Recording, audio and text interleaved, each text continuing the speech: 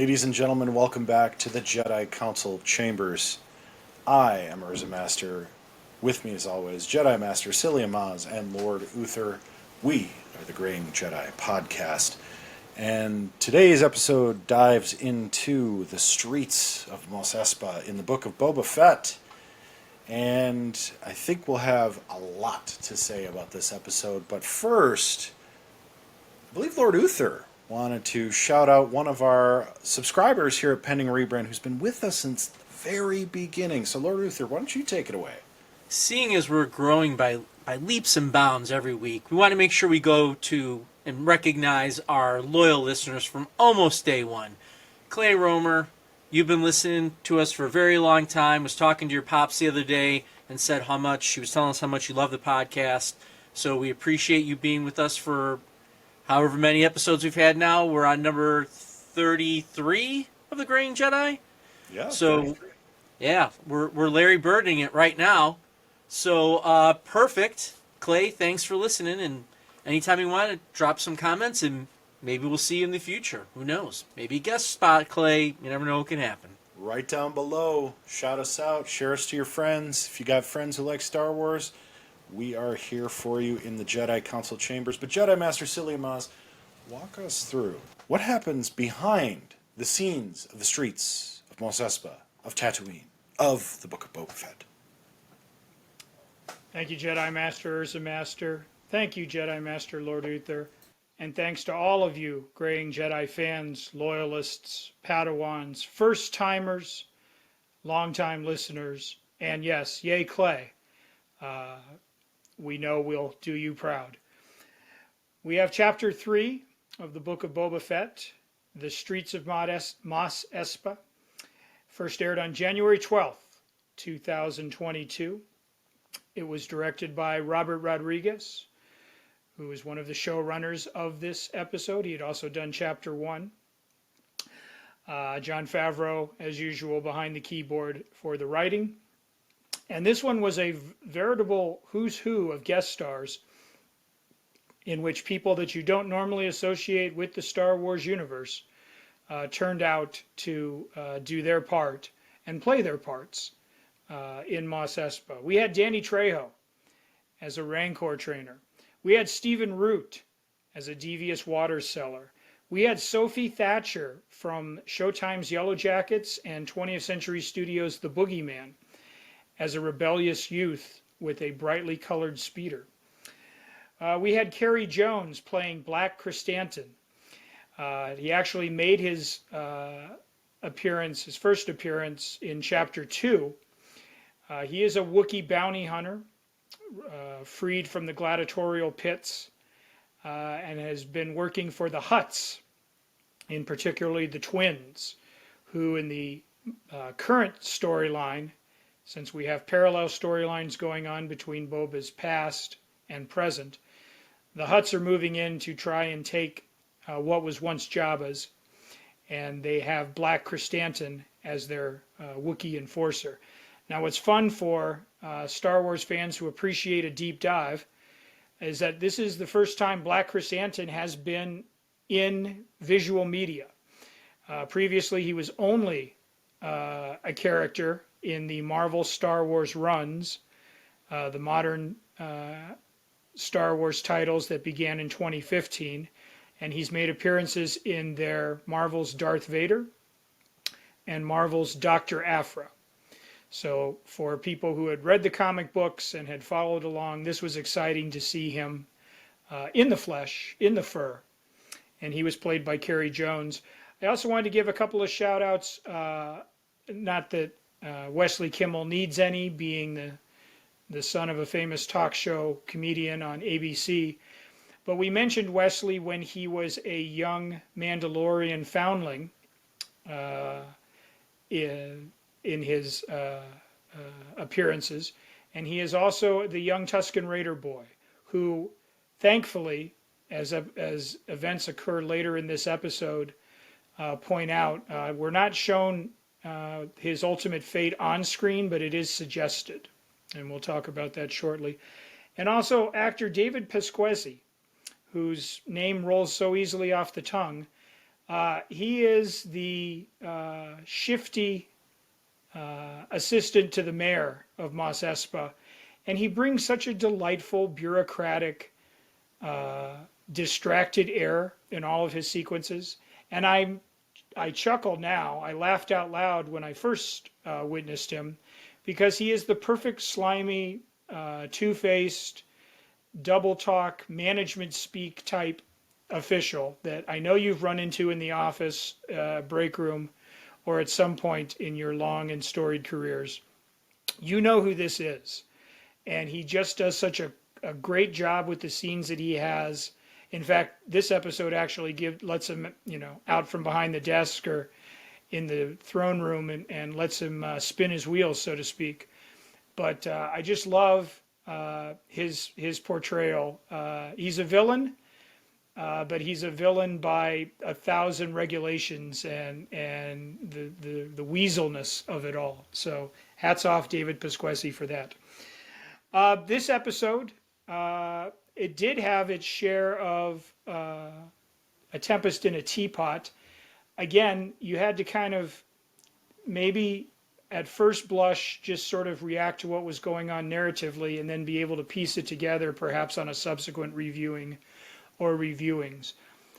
The big centerpiece, of course, is a speeder chase through Mos Espa, shot like a classic 1970s car chase, for detective shows, The Streets of San Francisco, or any of those, early shows, Starsky and Hutch, that would, food stalls get smashed and pedestrians are diving out of the way and shaking their fists and so forth. And what actually appealed to me, although it did draw the ire of some internet-based viewers, is that the effects, they felt a bit dated. And what I mean by that is when I was watching these speeders sailing, through the streets and near each other in their candy-colored chrome stylings, I was reminded of the hoverboard chases in Back to the Future Part 2, for example, with ILM. It almost seemed like a deliberately retro approach to visual effects. Because if there's one thing we know about Lucasfilm and ILM is that they are at the pinnacle in the craft, matched probably only by Weta, in terms of what they're able to conjure up illusions and cinematic magic. But there's something about this one that's, I won't say clunky, but it definitely doesn't feel as fluid as we've seen some of the effects work, let's say in Ahsoka or Andor or even The Mandalorian per se.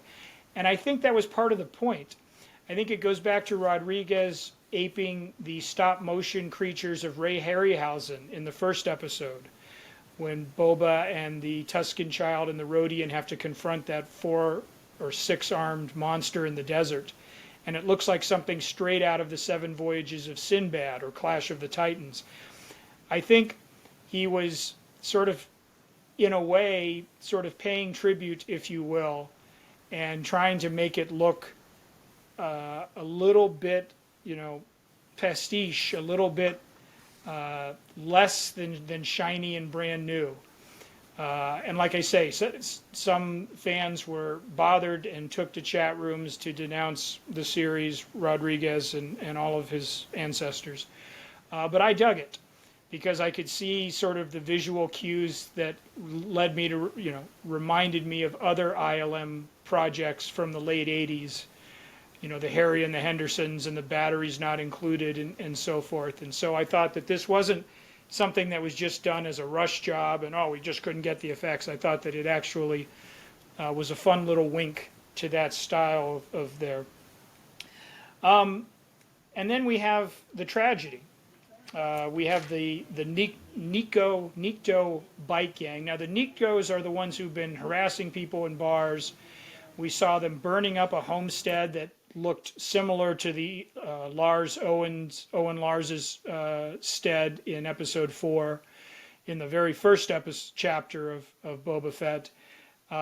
They're bad hombres, and they're actually, for fun fact, Star Wars fans, they're the species that are firing the laser cannons on Jabba's sail barge at poor Luke and Lando and Han and Boba Fett on their little mini skiffs. So the Niktos have been around.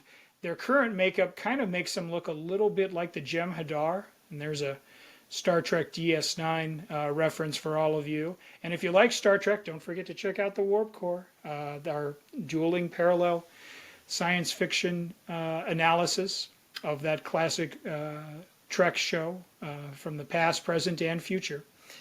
But the Niktos, they go ahead and do terrible things to Boba's adopted tribesmen, villagers, indigenous Tusken family.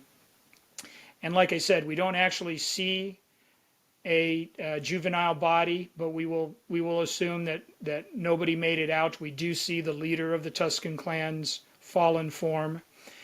And we see, with no dialogue, we see the emotion on Tamura Morrison's face as he ritually burns the corpses and the robes of the Tuskens, as we've seen before on Tatooine.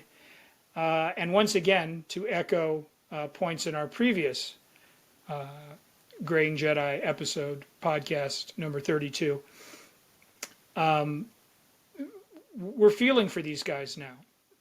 We're feeling for Tuskens because we understand that because of their alien nature and because they've been forced to adapt to such a harsh climate and standard of living, that they just naturally appear foreign and alien to humans and those that choose to live within civilized boundaries, such as Mos Espa or Mos Eisley or even their homestead moisture farms. These guys like to live rough out in the Dune Sea, and all they ask is that you kind of, give them their space and their respect and so forth, and don't shoot at them from trains or massacre them or their banthas, for your skins and so forth. So yeah, this episode, when we delve back into the past, not only does it further motivate Boba's evolving character from cynical bounty hunter to somebody with a little bit more of a sense of purpose. But like I say, I think it does. I think Rodriguez captures that extremely well. I believe this episode has a knockdown, drag out with Boba and Black Chrysanthemum. And we return to the empty Rancor pit, which is not empty for long because the Hutts come bearing gifts, and you should always beware when a Hutt brings you gifts. But apparently, whoever is the power behind who's trying to assassinate Boba in broad daylight, and whoever's calling the shots, has even got the Hutts scared. And they're heading back off to Nal Hutta, and they want nothing more to do with claiming Jabba's fortunes and what he's left behind. They're going to leave it to Boba and Fennec Shan to muster in their loyal Gamorrean guards. So we have this sort of Godfather-esque crime story going on in the present. We have our Boba's rescue and emotional journey with the Tuskens, which seemingly sort of comes to a halt here with this episode.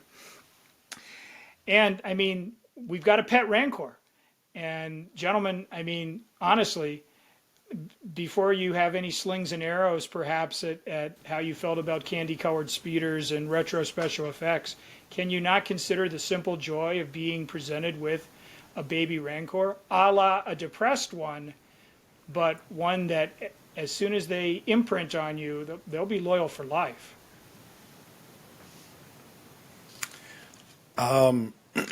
Yes, let's set aside this chase scene for a moment.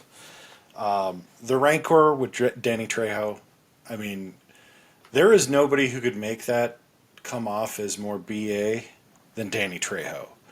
I mean, it's Danny freaking Trejo. I would assume he would tame Rancors. I love that it also plays a bit of a parallel to Boba Fett. Depressed, but emotionally complex and loyal. And I like the reference to the witches of Dathomir. Ganymede. I forget. Gallowmere. Which is Whatever it was. Beastwick. Oh, I don't know. The witches that are coming with Grand Admiral Thrawn, riding them through the moors and the fens and the forests or whatever he said. I thought that was like rad. Like that. I think I even said that out loud when I was watching it. I like that the Hutts, like, they come off as pretty potent in the last episode, and then all of a sudden they're like, "Ooh, turn tail, we're getting out of here." That actually, for me, helped this episode out quite a bit. And the fight sequence with the Wookiee bounty hunter was actually pretty good. It kind of had a straightforward ending. I was a little bummed by the fact that they just drop him in the Rancor pit. But they redeemed that in the same breath by letting him go and Boba Fett saying, "Look, I was a bounty hunter. It's just business. It's not personal." That was pretty damn cool. And I really enjoyed seeing what's his face in this episode from "Oh Brother, Where Art Thou?" The mighty fine a pickin' and a singing blind guy that records the music. I forget the actor's name. It escapes me. The water dealer, right in the beginning. Stephen Root. Milton Yes, in thank The you. Office. Milton, yes. Just fantastic actor. I love seeing that guy in anything. Plays a great little slimy, merchant guy. Really, honestly, I just, like, there's so many good things going on. And then we get the Power Rangers. Teens with attitudes who are even color-coded, With implants. who have very teenage views on the world. You're just another crime lord. And I'm like, nah, okay. Like, you're starting to lose me here, Book of Boba Fett. But Boba Fett brings that back around. He's like, look, you want jobs? You're going to work for me. You're going to be my enforcers. Cool. I kind of expected that to happen, but at the same time, like, all right, I'm on board. Let's give it a shot. Whether or not this chase scene was intentionally like a 1970s car chase, this was awful. I'm not even going to mince words. It was terrible. It was slow. It was like visibly slow. They were supposed to be moving fast like they couldn't catch him. But it was like stuff's like in the background passing pretty slowly. There's no speed, there's no urgency, the crashes don't feel real. These bikes are just like, oh, I'm just gonna go up, but then I'm gonna hit a barrel and fall, and it's like, what? Like, I'm gonna take a torch and I'm gonna torch the side of your speeder, but it really doesn't do anything.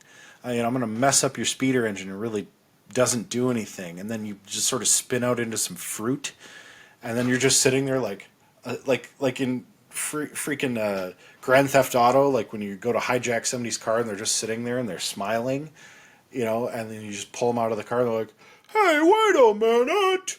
It's just like, "Look, he's where he's working with the syndicate," and I'm like, "What?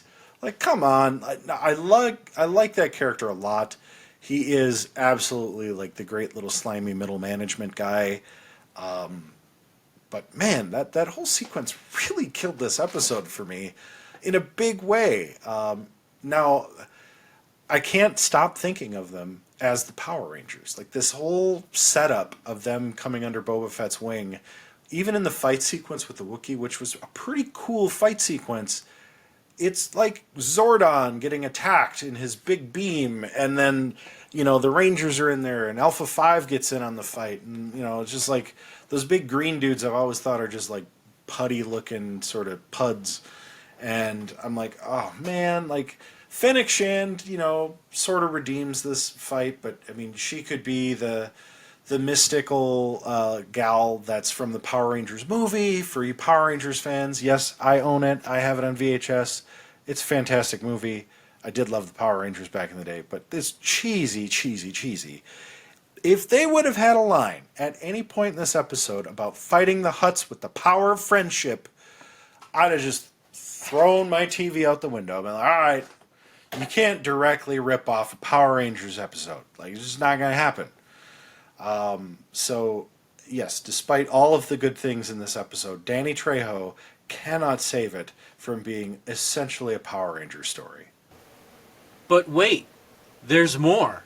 Because when I see the scene where Boba brings Fennec to the operating table, and that whole scene with the cheesy music, and they're working on her and everything, all I thought about was Team America, where Lisa was transmorphication of what's his name? Why am I drawing a blank? I'm the guy. Help me, Aaron. What's that? The guy who gets when they like do the scene where they do the plastic surgery, and Lisa gives the plastic surgery in Team America to why am I drawing a blank on his name? Anyway, reminding me of Team America. That's what I'm trying to get at. And if Scott's listening to this right now, he's gonna be really upset because we're talking about Team Gary. Please, Louise, what's wrong with me? Oh, that's what that whole scene reminded me of. Yes, and then we had the whole chase with the whatever those things were. That's what made this Vespas. Yeah, that's what they were. So that's what made this episode, because there are other great parts to this episode, but that just seemed to kind of drag it down for me a little bit. But like the face-off that Boba has with the Hutts, in a sense, where the Hutts are like, oh well, we're out of here, here you go, and then he lets Kristan take off after that. You get the Rancor. We know what's going to happen eventually, and which we'll see. I don't want to spoil it because I keep forgetting UrzaMaster hasn't seen the rest of it. But yes, the whole idea that whoever the Rancor looks at first basically bonds with that person. That's all pulled off, really, really well. So I agree. Even if it was intentional, those couple of scenes made it a little tougher for me. But I'm sure Jedi Master Psyllium Maas has more thoughts beyond that on. Well, like I said, Rodriguez started his career as a micro-budgeted filmmaker, selling his own blood to get El Mariachi onto the screen and then become a surprise hit at Sundance Film Festival. So I don't expect all Star Wars fans to come with the same, views from a certain point of view. I just know for this viewer, I can completely back up Jedi Master UrzaMaster's viewpoint on how that would look, viewed through that lens. But as for myself, like I say, I just saw him taking it back to just more of an analog style. And yeah, I mean, a frenetic actual pod race speed that we saw in episode 1, where you're shooting through, Beggar's Canyon and so forth at full velocity. Yeah, that would have been, super cool. I mean, these guys are basically driving around the equivalent of the backlot at Universal, except in this case it's 90% digital. But then there's something to be said about trying to have any kind of a prolonged chase sequence in that kind of dense urban architecture and so forth. Like, I mean, I think part of what throws it too, maybe it would have looked cooler even at dusk or at night. That might have been able to give you more of an illusion of depth and so forth. I mean, if you think of the really great car chases that have been in movies and so forth, I mean, they've always got just things, kind of flying at you. The French Connection and To Live and Die in L.A. and Bullet. And I don't think this was trying to reach their exalted ranks. But I don't think it did enough, to dissuade me from liking the episode. I might just kind of like wince, like I might at other parts of the Star Wars universe that didn't quite land with me, and say, well, they tried. They may have missed the mark, but they were trying there. And like I say, Rodriguez is known for just being that guy, put the camera on my shoulder and let's run through the streets and shoot it. So I appreciated the guerrilla style, I suppose. And like I say, a little bit analog, a little less digital and a little bit more clunky for this Jedi Master. I suppose that's a metaphor for how I train my Padawans.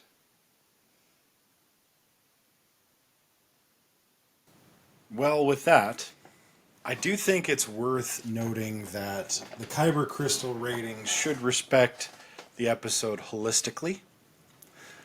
And I'm interested, Psyllium Maas, where does your lightsaber fall on the streets of Mos Espa?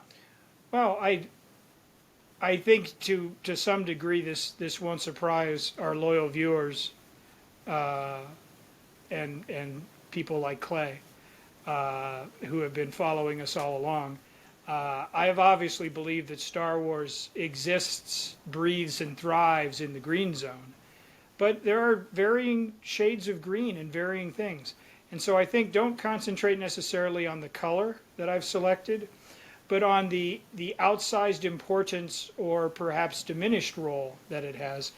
I'm going with Dio from Rise of Skywalker, one of the new droids that was introduced and voiced by director J.J. Abrams. And you can see the little green snout right there. This is green, but let's be honest, until I said that its name was Dio, I'm guessing that my fellow members of the council had not committed that to memory, and in fact are scrambling through their memory banks to remember if they can remember a scene or two with Dio. I, of course, have the stuffed version of him on my mantelpiece.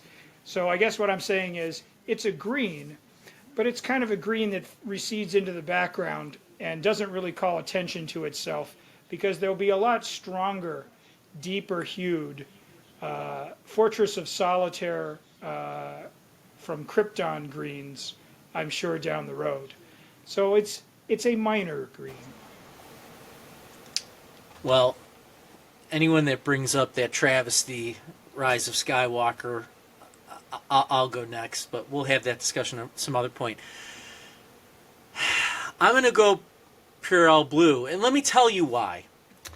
You see, even though we had this episode where we had this biker chase and all this, if I could just sanitize myself from those couple of scenes and my Team America scene, I've got a Wookiee tearing an arm off. I've got Boba's ship fighting the Sarlacc. I have a seismic charge going off. I have Boba and Fennec taking down the biker gang. So I get a lot of things that make up for our little mess that kind of happens with that chase. So now that I've kind of wiped my hands clean of it, it will get a Purell Blue from me. Very good. And I present you with a small spectrum. I give it a largely blue, but also a shade of pink in my trans pride heart, because part of this episode was a little leaning towards the red, unsuccessful, Sith-like in nature, but overarchingly, as this sticker shows, pretty blue. It was good. It wasn't enough for me to give it a red. I don't know. I got to be honest. It almost ruined it for me. That whole chase scene. It was tough. It was very tough to chew through that steak. But there's glimmers of really cool stuff happening, and I did take some pride in what they were trying to do in this. So not every episode can be a knock it out of the park winner. I still think there's a lot of good stuff going on. But frankly, I have to be honest, I give out a lot of green lightsabers. It's okay to occasionally not fillet the episode that I just watched. So, until we venture again into galaxies far, far away, let me just say that whether you're a Sith, or a Jedi, or a Mandalorian, or perhaps a bounty hunter working for a syndicate, may the Force be with you.